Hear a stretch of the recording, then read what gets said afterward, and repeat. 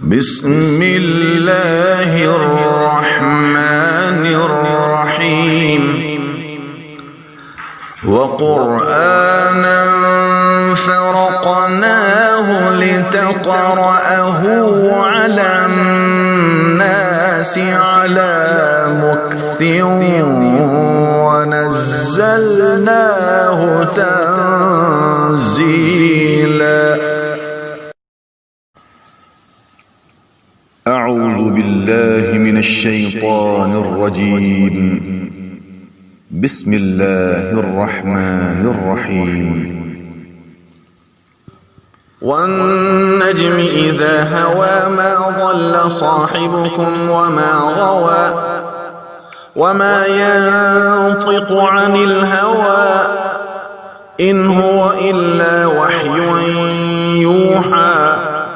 علمه شديد القوى ذو مرة فاستوى وهو بالأفق الأعلى ثم دنا فتدلى فكان قاب قوسين أو أدنى فأوحى إلى عبده ما أوحى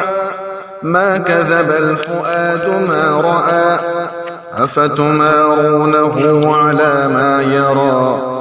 ولقد رآه نزلة أخرى عند سدرة المنتهى عندها جنة المأوى إذ يغشى السدرة ما يغشى ما زاغ البصر وما طغى لقد رأى من آيات ربه الكبرى أفرأيتم اللات والعزى ومناة الثالثة الأخرى ألكم الذكر وله الأنثى تلك إذا قسمة ضيزى إن هي إلا أسماء سميتموها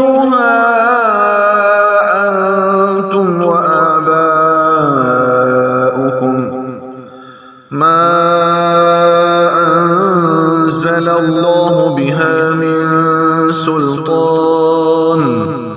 إن يتبعون إلا الظن وما تهوى الأنفس ولقد جاءهم من ربهم الهدى أم للإنسان ما تمنى فلله الآخرة والأولى وكم من ملك في السماوات لا تغني شفاعتهم شيئا إلا من بعد أن يأذن الله لا تغني شفاعتهم شيئا إلا من بعد أن يأذن الله لمن يشاء ويرضى إن الذين لا يؤمنون بالآخرة ليسمون الملائكة تسمية الأنثى وما لهم به من علم إن يتبعون إلا الظن وإن الظن لا يغني من الحق شيئا فأعرض عمن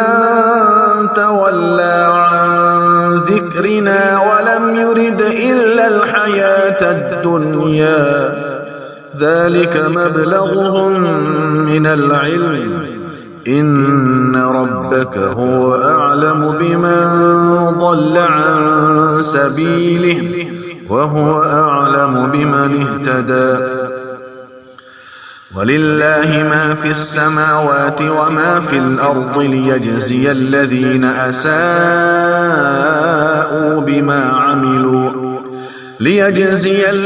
أساءوا بما عملوا ويجزي الذين أحسنوا بالحسنى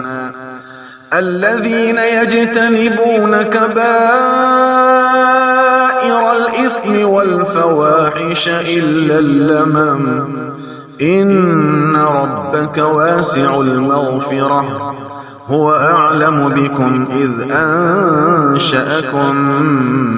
من الأرض وإذ أنتم أجنة في بطون أمهاتكم فلا تزكوا أنفسكم هو أعلم بمن اتقى أفرأيت الذي تولى وأعطى قليلا وأكدى أعنده علم الغيب فهو يرى أم لم ينبأ بما في صحف موسى وإبراهيم الذي وفى ألا تزر وازرة وزر أخرى وأن ليس للإنسان إلا ما سعى وأن سعيه سوف يرى ثم يجزاه الجزاء الأوفى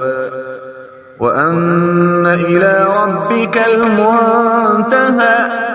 وأنه هو أضحك وأبكى